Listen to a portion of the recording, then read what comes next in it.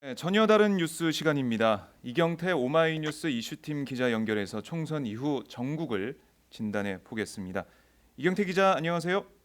네, 이경태입니다. 네, 먼저 그저께 박근혜 대통령의 총선 결과에 대한 발언부터 정리해 보겠습니다. 민의를 받들어 국회와 긴밀히 협력하겠다고 했는데요. 그런데 발언을 보니까 정작 민의는 뭔지 언급하지 않았더라고요. 네, 박 대통령이 국민의 민의를 겸허히 받아들이겠다라면서 국정의 최우선 순위를 민생에 두겠다라고 했으니까 민의는 곧 민생이다 이런 해석을 한 것 같습니다. 음, 그러나 네, 이는 총선 전에 20대 국회가 민생을 챙기고 국민을 위해 일하는 새로운 국회가 되길 바란다라는 기존 발언과 그리 멀리 떨어져 있지 않습니다. 네, 그런데 당시에 박 대통령이 이 발언을 통해서 주문한 거는 야당 심판론이거든요. 네. 그런 점에서 집권 여당에 참패하는 정반대 성적표를 들고서 똑같은 얘기를 반복했다. 그래서 좀 진정성에서 좀 의심이 든다. 이런 얘기를 할 수 있겠죠. 아, 그렇군요. 그러니까 그 전에 국회 심판론을 꺼내면서 어떻게 보면 그 야당 심판을 해야 된다는 그런 뉘앙스로 발언을 많이 했었는데 이번 총선 결과에 대해서 정반대로 나온 총선 결과에 대해서 어떤 사과나 그리고 반성의 얘기가 있을 거라고 기대를 좀 했어요. 기대한 부분도 있고 그렇게 해야 된다는 보수 언론들의 지적도 있었고 그리고 진보 언론도 마찬가지였고요. 하지만 그런 얘기는 없었습니다. 이에 대해 야권에서는 민심을 제대로 인식하지 못하고 있다, 반성하지 않고 있다는 비판을 했는데요. 박 대통령이 한 발언을 보면 지금까지의 국정 기조를 이어나가겠다는 거죠. 어떻습니까? 그렇습니다. 앞서도 지적했지만 박 대통령은 민의를 수용하겠다는 원론적인 입장만 밝혔을 뿐 이번 총선 결과에 대한 성찰 등은 보여주지 않았습니다. 네. 특히 내각과 참모진을 향해서 흔들리지 마라. 우리 경제 체질을 바꾸기 위한 구조 개혁은 중단되어서는 안 된다. 이런 음, 말들을 계속 이어갔는데요. 네. 이는 앞서 추진했던 노동사법, 즉 노동개혁이라든가 이른바 여러 가지 구조 개혁들 있지 않습니까? 네. 이런 정부의 기존 정책들을 차질 없이 계속 추진하겠다라는 의지를 드러낸 것으로 해석됩니다. 음, 어제도 노동 개혁 이걸 강조를 했던데 앞으로 노동 개혁 문제 그리고 경제 활성화법 문제 이것들이 어떻게 20대 국회에서 처리가 될지 그리고 남은 19대 국회에서 어떻게 논의가 될지 이걸 지켜봐야겠군요. 그런데 이런 식이라면 20대 국회 여소야대 국면에서는 박 대통령의 레임덕이 가속되는 거 아니냐, 이렇게 좀 볼 수도 있는데 어떻습니까? 아무래도 이런 국면에서조차 청와대가 강대강 대결만 계속 추구하다 보면 말씀하신 것처럼 레임덕이 가속화될 가능성이 크지요. 그 당장 대통령을 지원 사격해줄 집권 여당 내부에서도 네. 향후 당청 관계 설정을 놓고 좀 옥신각신하는 측면이 있습니다. 특히 당대표 도전을 선언한 친박 이정현 의원조차 오늘 라디오 인터뷰에서 대통령과 한 길을 가지 않으면 집권 음, 여당에 있을 이유가 뭐냐? 네. 이렇게 얘기하면서도 수평적인 당청 관계를 지향해야 한다. 이런 취지의 발언을 했거든요. 네. 그러니까 일단 집권 여당에서 뒷받침이 약화될 것은 분명하고 음, 최근 여론조사 결과를 봐도 이 조기 레임덕이 올 수 있다라는 어떤 징후는 명확합니다. 네. 지난 18일 발표된 리얼미터 조사 결과 박 대통령 지지율이 전주 대비 8.1%포인트 빠진 31.5%를 기록했는데요. 네. 이는 지난 3년 2개월간 리얼미터 정례 조사 결과 중에 가장 낮은 수치입니다. 아하. 사실상 향후 박 대통령 지지율이 30%대에 고착될 수 있다는 얘기도 이 때문에 나오고 있는데 네. 물론 이는 전임 대통령들과 비교할 때는 상대적으로 좀 높은 수치이긴 합니다. 음. 그러나 청와대가 변하지 않고 과거와 같은 태도를 계속 고집한다면 이 같은 30%대의 지지율마저 무너질 수 있다. 이런 경각심이 좀 나오는 편이죠. 네. 총선 결과에 대한 박근혜 대통령의 발언이 알려지고 그리고 인적 쇄신이나 어떤 다른 모습을 보여주는 그런 어떤 정책적인 모습이 없으면 더 빠질 수 있다는 거죠. 30%대에서. 어떻게 그렇죠. 보세요? 더 그렇습니다. 그러니까 예. 지금 사실 여권 내부에서는 더 이상 할 수 있는 방안, 변화할 수 있는 가장 큰 모습은 개각 그리고 참모진 개편 네. 등이라고 얘기를 했는데 일단 박 대통령이 총선 다음에 그 첫 나온 공식 발언이 내각과 참모진에 흔들리지 말라라는 주문을 했단 말이죠. 네. 이런 것을 봤을 때는 인적 쇄신 카드를 꺼내지 않겠다. 뭐 이런 얘기를 음, 이제 뉘앙스를 전달했기 때문에 네. 변화하지 않겠다는 게 분명해 보이고 이런 가운데서 여당마저 비박이 음, 좀 더 우세해지고 친박이 목소리를 잃게 되면 레임덕이 불가피하지 않을까 네. 이런 생각이 듭니다. 그렇군요. 그저께 새누리당, 더불어민주당, 그리고 국민의당 원내대표들이 만나서 임시국회 소집에는 합의했는데 구체적으로 어떤 법안을 처리할지 여기에 대해서는 팽팽하게 맞선 걸로 보이는데요. 구체적으로 어떤 법안이 논의가 됐나요? 일단 야 3당 새누리당, 더불어민주당, 국민의당까지 포함해서 3정당의 원내대표들이 모여서 회동을 했는데요. 네. 구체적인 실무적 협의는 각 당의 원내 수석 부대표들끼리 좀 더 진행을 할 예정입니다. 음, 일단은 뭐 물밑에서 논의된 결과 주사기 재사용을 금지하는 의료법 개정안 등 뭐 무쟁점 법안들을 처리하는 데 있어서는 의견이 모아진 상태입니다. 네. 그러나 뭐 새누리당은 여기서 서비스 산업 발전 기본법, 노동사법, 사이버 테러 방지법 등 이른바 쟁점 법안들도 이번에 처리해야 한다라고 주장하고 있고요. 네. 이 법들이 앞서 대통령 관심 법안으로 불린 법안들이에요. 그렇죠. 그래서 야권에서 쉽게 응하지 않을 가능성이 음, 큽니다. 그래서 처리가 쉽지 않을 것 같고요. 네. 그 더민주 쪽에서는 총선 전에 참고로 총선 전에 서비스 산업 발전 기본법에 대해선 보건 의료 분야를 제외할 것을 전제 조건으로 내건 바 있어요. 그래서 만약에 새누리당이 기존의 원안대로 처리하겠다라는 방침을 수정하지 않는다면 네. 앞서 얘기했던 법안들을 처리하기는 좀 힘들 것 같습니다. 반면 야권은 세월호 특별법 개정안 처리라든가 역사 교과서 국정화 폐기 결의안 등을 준비하고 있는데요. 네. 여기에 뭐 청년 고용 촉진 특별법, 사회적 경제 기본법, 임대차 보호법 등도 우선 처리해야 한다는 입장입니다. 음, 여야가 지금 목소리가 갈리고 있는데 아무래도 19대 국회는 뭐 지금 내일부터 열리긴 하지만 거기서 뭔가 가시적인 성과가 나올 것 같지는 않은데요. 어떻습니까?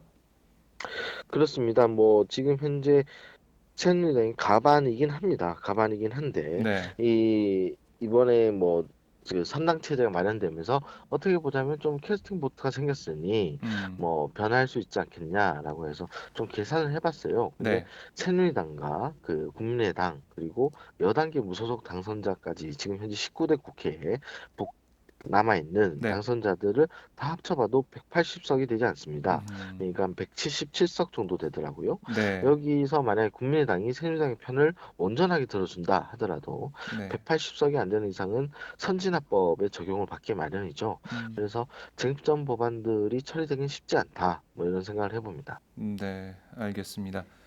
자, 각 당의 지금 상황을 좀 들여다볼게요. 총선 이후 새누리당이 차기 리더십 문제로 갈등을 빚고 있는데요.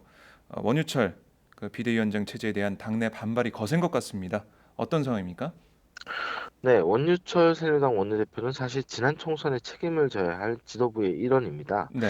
총선 당시에 공동선거대책위원장을 맡기로 했는데요. 이 그렇죠. 점 때문에 총선 패배를 앞장서서 수습해야 할 비대위원장으로서 좀 부적절한 인사다라는 주장이 계속 음. 당내에서 제기되고 있었습니다. 네. 특히 어제는 당의 공식 기구인 중앙위원회조차도 성명을 통해서 원유철 비대위를 인정할 수 없다라고 아하. 밝혔습니다. 예. 이 당내 초재선을 중심으로 퇴진을 촉구하는 연판장까지 돌리기로 하는 등 퇴진 압박이 커지고 있는데요. 이런 상황이 되니까 원유철 위원장이 결국 항복한 것처럼 보여요. 그런데 이런 혼란이 언제까지 이어질지 이것도 참 새누리당으로서는 답답한 상황인 것 같습니다. 어떻습니까? 네, 김세연, 김명우, 이학재, 황영철, 박인숙, 오신환, 하태경, 주광덕 의원 등 비박계 새누리당 의원이라고 할 수 있는 20대 당선자들이 네. 새누리당을 혁신하는 모임이라는 것을 꾸렸어요. 음, 이들이 지금 연판장을 돌리는 것을 주도했는데 네. 이들이 어제 전날 원유철 원내대표를 만났습니다. 근데 이 음, 자리에서 원유철 원내대표가 나는 오늘이라도 당장 그만두고 싶은 사람이다. 라고 아, 화를 벌컥 냈거든요. 이게 사실상 한복 선언이다. 뭐 이렇게 보여요. 네. 실제로 원유철 원내대표가 그 26일 당선자 총회에서 비대위 구성을 논의하기로 했습니다. 음, 원래는 이번 주 안에 그 비대위원들 인선을 끝내겠다 뭐 이렇게 얘기를 했었는데 네, 상황이 변한 거죠. 결국 아하, 항복 선언을 한 것이라고 볼 수 있습니다. 네. 그래서 새누리당은 지금 현재 뭐 단순히 보자면은 지도부 공백 상태다 뭐 이렇게 얘기할 아, 수 있을 것 같습니다. 그렇네요. 지도부가 없는 상태의 당이 돼 버렸는데 이런 혼란스러운 상황에서 어제 유승민 무소속 의원이 새누리당에 복당을 신청했죠? 네, 탈당 27일 만에 복당 신청입니다. 유 의원은 어제 그 대구시당에 복당 신청서를 냈는데요. 네. 이때 원래 선거 다음 날에 복당 신청하려고 했는데 선거 결과 당이 참패해 그 복당 신청을 하는 것이 부담될 수 있겠다고 생각해서 오늘 음, 하게 됐다라고 밝혔습니다. 네. 특히 뭐 민심의 분노가 임계치를 넘어섰다. 아, 당이 진정성 있는 변화를 해야 한다라고 네. 주장했는데 그 이런 뭐 입장을 보면은 상당히 논란이 가중될 수밖에 없을 것 같아요. 현재 대구시당은 이 유 의원의 복당 신청서를 중앙당 조직국으로 넘긴 상태입니다. 네. 그 뭐 유승민 의원뿐만이 아니라 친유승민계인 조혜진 의원도 음, 복당을 같은 날 신청했습니다. 다만 그 조 의원 같은 경우는 20대 총선에서 낙선했습니다. 그렇군요. 유승민 그리고 윤상현 의원도 있죠. 복당을 하려고 하고 있는데 이 복당이 순조롭게 진행될 수 있을지 이것도 관심거리입니다. 당 내에서는 복당에 대한 반대 목소리 이런 것도 나오고 있던데요. 네, 일단 뭐 이들의 복당이 허용되려면 지도부의 심사 과정이 필요합니다. 네. 근데 아까 말한 대로 지도부 공백 상태거든요. 음, 그래서 이 시간이 좀 더 걸릴 수밖에 없을 것 같습니다. 무엇보다 네. 이 김무성 최고위가 해산 전에 원칙적으로 탈당파의 복당을 모두 허용한다라고 방침을 정해놨는데 네. 당내에서는 계속 반발하고 있어요. 특히 음, 친박계는 유승민 의원의 복당을 좀 의식하고 있는데 네. 무조건적인 복당 허용에는 반대하는 입장을 내비치고 있고요. 네. 반면 비박계는 그 김무성 죽여버려 라는 아, 막말했던 예. 윤상현 의원의 복당을 시기상조다. 아직 반성하는 태도를 보이지 않았다. 뭐 이렇게 음, 보고 있습니다. 어찌됐든 모든 상황, 어떤 변수가 벌어지더라도 갈등이 벌어질 수밖에 없는 겁니다. 네. 유승민 의원 복당 문제 한 가지 또 여쭤보자면 지금 유승민계라고 불리던 의원들은 많이 낙선을 했잖아요. 그래서 유승민 의원이 복당을 해도 힘을 쓰기 힘들지 않을 수도 있다. 이런 지적도 나오고 있는데 이경태 기자는 어떻게 보십니까? 네, 뭐 일리 있는 지적이라고 봅니다. 지금 뭐 유승민, 친유승민계라고 불렸던 의원들이 낙선을 했죠. 유성걸 의원이라든가 네. 건웅 의원이라든가 조혜진 의원들이 이 낙선하면서 세를 좀 음. 가지고 복당하는 모양새가 되지 않았습니다. 네. 특히나 지금 20대 총선 결과를 보면은 결과적으로 보자면 그 수도권에서 참패를 하면서 그 이른바 친박, 진박들이 많이 출마한 영남 지역의 그 의원들이 많거든요. 네. 그래서 전반적인 당 구성이 친박 우위 상태입니다. 이런 음. 상태에서 유 의원이 복당을 하더라도 당장 어떤 힘을 발휘하기 어려운 상황인 거죠. 다만 그 앞서 얘기 드렸듯이 새누리당을 혁신하는 모임, 그 이른바 혁신 모임이 약간 네. 비박계 성향이고 특히나 그 유 의원의 든든한 지지자 그룹이라고 할 수 있는 경제민주화 실천 모임, 경실모 그룹 음. 멤버들이 상당수 포함되어 있습니다. 네. 그래서 이런 모임, 혁신 모임들과 어떻게 연계돼 활동하느냐, 이것이 어떤 유 의원에게 남겨진 숙제가 아닐까 생각합니다. 그렇군요. 좀 더 지켜보도록 하고요. 그리고 이해찬 의원 어제 더민주 복당을 신청했는데요. 이 상황은 좀 어떻습니까? 네, 이해찬 의원도 어제 복당 신청서를 제출했습니다. 네. 이 역시 그 지도부의 심사가 필요합니다. 중앙당 당원 자격 심사위의 심사를 거쳐서 당무위의 의결을 받아야 되거든요. 음. 근데 이 과정에서 김종인 비대위 대표의 결정이 좀 중요한 변수가 될 것 같아요. 당장 이 네. 의원도 어제 복당을 신청하면서 김종인 대표에게 사과를 받겠다, 뭐 이런 얘기를 아, 했거든요. 예. 그래서 뭐 좀 갈등이 노정될 수밖에 없는 상황입니다. 다만 이제 그 이해찬 의원에게 좀 우호적인 환경이라는 곳을 좀 보면 그 이번에 그 더민주에서 2기 비대위를 꾸렸거든요. 이 네. 2기 비대위원 8명 중 6명이 이 의원의 복당을 허용해야 한다는 언론적 입장을 가지고 있습니다. 아, 그렇군요. 근데 뭐 김종인 대표의 사과가 있어야 된다라는 이해찬 의원의 주장에 대해서 김 대표가 정말 사과를 할지 어떻게 보십니까, 이경태 기자는?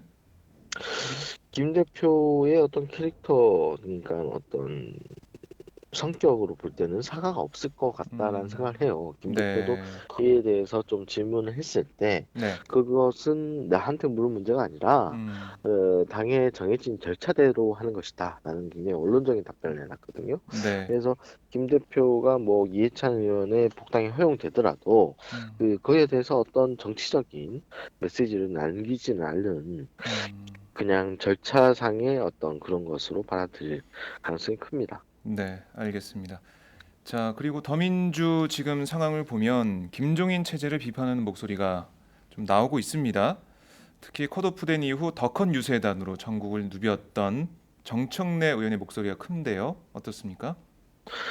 이것도 역시 더민주도 지금 새로운 당대표를 뽑아야 되는 상황입니다. 전당대회를 앞두고 있는 건데 네, 여기에 김종인 합의 추대론 뭐 음, 이런 것들이 불거지면서 논란이 되고 있는 상황이에요. 네, 이 정청래 의원도 이 합의 추대는 안 된다라고 반대하고 있는 상황이고요.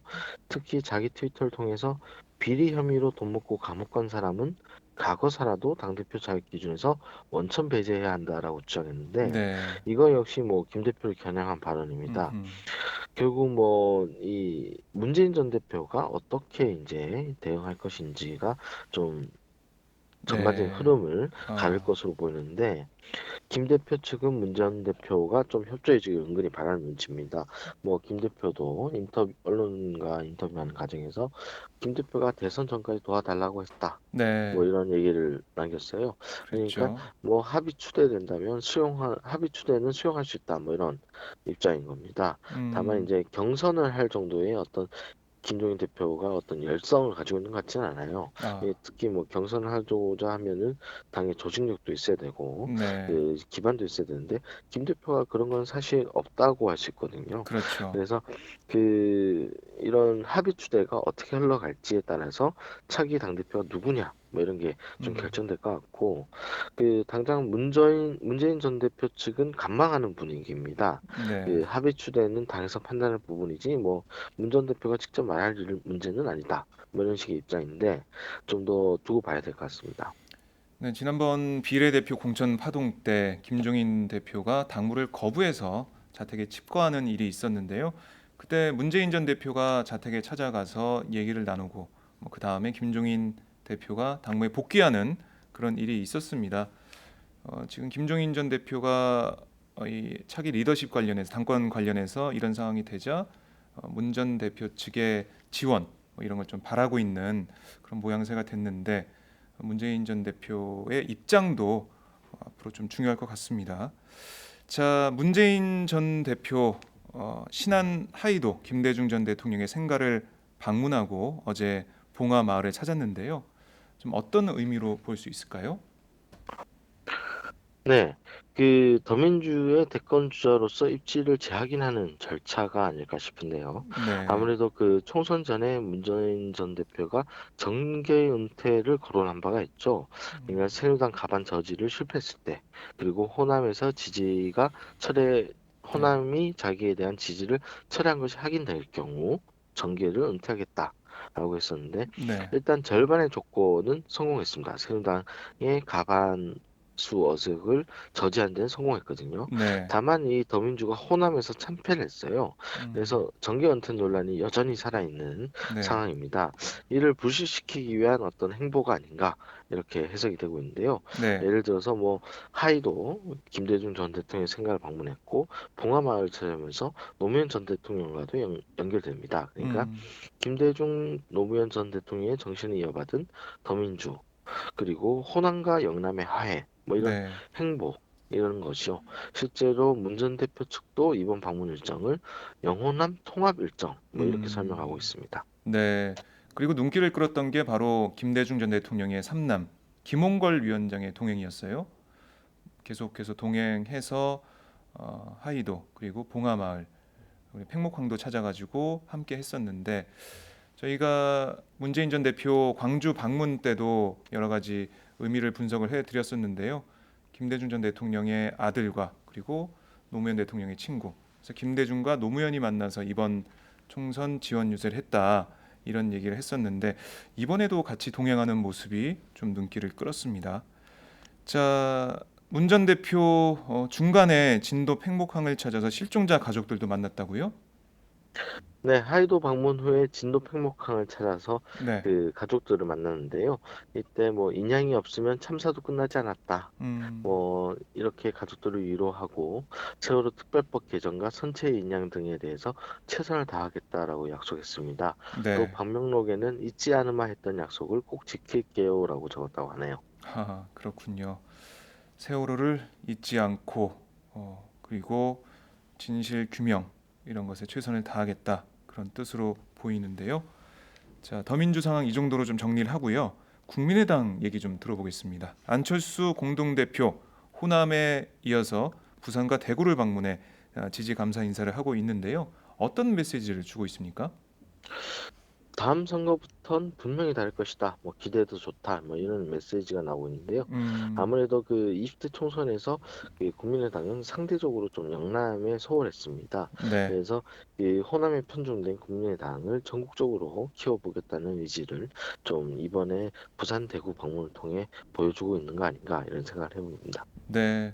국민의당 같은 경우는 뭐 안철수 대표가 우리가 제일 야당이다 이런 말을 했듯이 앞으로 20대 국회에서는 좀 전국을 주도해 가겠다, 앞장서겠다 이런 전략을 좀 가지고 있는 것 같아요. 어떻게 보십니까? 네, 그렇습니다. 뭐 그 국민의당이 거의 40석에 가까운 네, 의석을 가지고 있기 때문에 지금 뭐 어디든 국민의당 그 더민주든 새누리당이든 캐스팅 보트로서 국민의당이 절실한 건 사실입니다. 음, 예, 이런 상황을 이용해서 주도적인 입장을 좀 취하겠다 뭐 이런 네, 모습을 보이고 있는데요. 뭐 여기 뭐 국민의당으로서 취할 수 있는 어떤 가장 그 적극적인 자세다라고 볼 수 있겠죠. 네, 알겠습니다. 네, 말씀 잘 들었습니다. 네, 감사합니다. 네, 지금까지 이경태 기자와 총선 이후 전국을 정리해봤습니다.